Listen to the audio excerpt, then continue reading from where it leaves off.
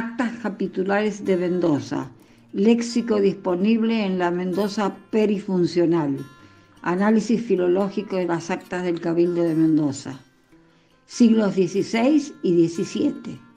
Esta antiquísima obra se encuentra actualmente en la carpeta colonial del Archivo General de la provincia de Mendoza. La profesora, doctora Claudia Ferro, responsable del análisis de las actas, es una excelente, afanada y productiva especialista en filología, lexicografía, sin desmedro de todas las áreas lingüísticas. Así lo avalan numerosas publicaciones dirigidas a los distintos niveles de enseñanza, particularmente al ámbito universitario. La primera pregunta que nos surge: ¿por qué eligió el difícil abordaje de las actas desde una impronta integradora, histórico-geográfica, lexicológica, en esencia, aspectos sociológicos y otras facetas? El análisis de dicha obra es desafiante, pero resulta esclarecedor. Voces de antaño y una manera de ser mendocino recorren hoy nuestras calles, el verdor junto a las acequias. Un entramado coherente, sin intersticios, ejemplos consistentes, copia fiel del habla escrita de siglos perifuncionales. Todo ello sustentado por fundamentos lingüísticos filológicos tradicionales y actuales. Solo por citar las teorías de los prototipos y del lexicón generativo, enmarcan aspectos de producción, agua y vino de dicha obra. El caudal de ejemplos demuestra una acendrada mirada minuciosa y crítica.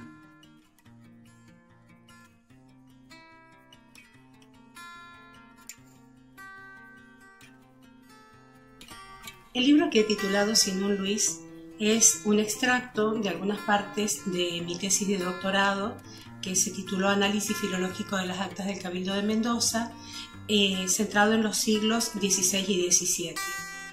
En primera instancia, pretende ser un homenaje a los mendocinos que habitaron esta tierra, que sostuvieron una ciudad con tan pocos recursos, que contra todo pronóstico aquí se quedaron y nos legaron los espacios que hoy conocemos. Si bien la historiografía sí ha estudiado las actas de Cabildo, no ha habido otra incursión en otro tipo de estudios y mi intención ha sido estudiarlas lingüísticamente para poner en valor las características del español cuyano justamente durante el tiempo en que la ciudad fue fundada. Los estudios en general, los estudios lingüísticos, se centran especialmente en el español panhispánico, se centran en el español peninsular, y yo sentía la necesidad de poder escribir algo sobre el español mendocino. Los siglos XVI y XVII fueron dos siglos que lingüísticamente tienen un gran interés en la historia de la lengua española, y quise ver cómo había funcionado la dinámica de la lengua en un punto tan distante, tan alejado y tan aislado de la metrópoli española e incluso de los centros de poder en América. En los estudios de ciencias sociales prefiero creer que no formulamos hipótesis, sino más bien preguntas cuya respuesta es la que damos a través del trabajo de investigación. Como mendocina, la pregunta a la que quise intentar responder tenía que ver con una explicación local acerca de las particularidades de nuestra lengua. Nosotros decimos que hablamos como hablamos porque nos fundaron desde Chile. Y en realidad, analizando los documentos capitulares, hemos dado proceso de distinción, de diferenciación diatópica. Es probable que haya comenzado mucho tiempo después de los siglos que yo estudié. En principio, durante 2 siglos, la lengua se mantuvo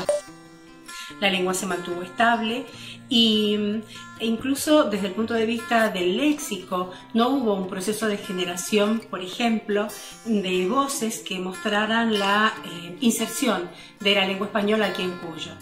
En los 2 siglos estudiados, por ejemplo, no se generó ningún gentilicio no se habla de mendocinos, no se habla de cuyanos. Toda la referenciación geográfica, la referenciación de procedencia era referida sobre todo a España. Era persona española que supiera leer y escribir, el funcionario capitular que podía, por ejemplo, ser el escribano de cabildo. Siempre esas denominaciones me llamaron la atención, y junto con ellas muchas particularidades léxicas, de fraseología, que recuperan el español panhispánico, y que en esos procesos de diferenciación siguieron una línea establecida en la Argentina por Fontanera de Weinberg, que habla de la teoría poligenética, que fue variando la lengua en distintos lugares del mundo de manera sincrónica, sin estar asociados unos cambios de unos puntos con los otros. Aparentemente creo que esto es lo que sucedió en Mendoza, y es un poco lo que presento en mi libro. El título Sin un Luis quiere dar a luz, quiere mostrar la humildad de los orígenes de Mendoza, de la historia mendocina. Mi dedicatoria es justamente a todos estos mendocinos que, sin sentirse tales, y que siempre teniendo la tentación de huir de la pobreza de aquí hacia puntos más promisorios, especialmente en Chile, aquí se quedaron, aquí permanecieron, y la historia fue tan mínima, tan pequeña, que esos 2 siglos no inspiraron a la literatura, ni a ningún novelista, ningún poeta para pergeñar una novela o un poema, como si fue el caso de Luis de Miranda, como si fue el caso de Luis de Tejeda. De ahí el título y la inevitable bajada para que se explique que mi libro no es una novela, sino que es un texto lingüístico, que ha organizado su trabajo desde una perspectiva lexicográfica fundamentalmente, y que en la recuperación del léxico disponible intenta recrear y reconstruir la cultura de la Mendoza en el periodo que llamé perifundacional, para distinguirlo de la denominación general de colonial. La historia de Mendoza está muy fuertemente, toda la toponimia, los nombres de las calles, de los edificios importantes, se centran en el siglo XIX, en torno probablemente a la gesta libertadora y al tiempo que le siguió a posteriori acá. Mi intención era volver a poner sobre el tapete y a hacer visibles esos 2 primeros siglos de existencia de la ciudad de Mendoza. El objeto de estudio de mi trabajo han sido las actas del Cabildo de Mendoza. Cuando finalizó el periodo colonial, los documentos administrativos fueron trasladados y luego al Archivo General de Indias en Sevilla, en España. Las actas de Cabildo quedaron aquí. Están contenidas en el Archivo General de la provincia de Mendoza. Ocupan la carpeta colonial, y se trata de documentos bien conservados. No les sucedió lo que pasó en otros puntos de otros cabildos de la Argentina, en los que el papel se utilizó hacia otros fines, como por ejemplo envolver pólvora para hacer balas. Aquí no, aquí fueron bien preservados, lo que no significa que estén totalmente completos. Algunos con las inundaciones que cada tanto sufría la ciudad, se perdieron en algún sismo también. De hecho, los 5 primeros años no están conservados. Las primeras actas son de 1566. Pero por lo demás constituyen un conjunto bastante amplio, completo, de textos manuscritos, escritos por distintos amanuenses, algunos profesionales, pero la mayoría gente de campo que dejaba la azada para ir a la sesión capitular, y que contiene justamente todos los órdenes de la vida mendocina.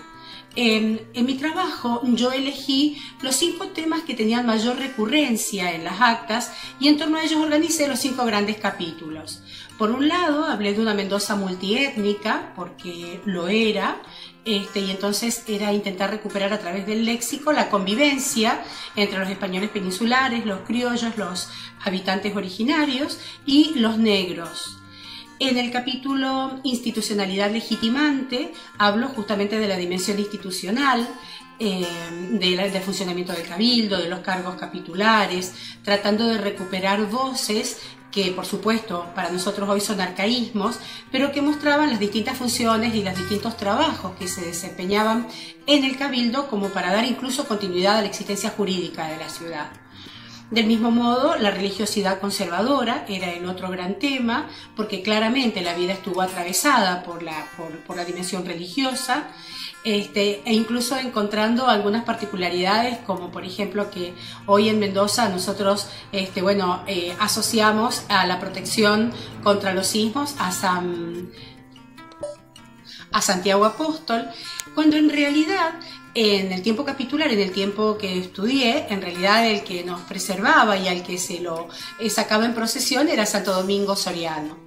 Del mismo modo que tomé lo religioso, también me centré en el esquema productivo. Claramente ya desde el comienzo la producción en Mendoza se revela como un modelo 1 a 1. Era una semilla para un fruto, era un individuo por cada surco, un modelo de producción basado fundamentalmente en un trabajo tesonero, minucioso, comprometido, sujeto a tremendos avatares de la naturaleza, no solamente los recurrentes sismos, sino plagas de langostas, las pluvias de piedras que acababan con la producción, granizadas que deben haber sido memorables porque están registradas. Y el último capítulo tiene que ver con el agua y el vino, porque fueron justamente dos elementos que consideré emblemáticos en el esquema productivo de Mendoza. Estos 5 capítulos de alguna manera recuperan esta cultura de los siglos XVI y XVII y contenidos en un libro que tiene el valor simbólico, el capital simbólico de la mendocinidad, esto de quiénes somos, de dónde venimos, y allí en las actas capitulares podemos encontrar muchas de esas respuestas.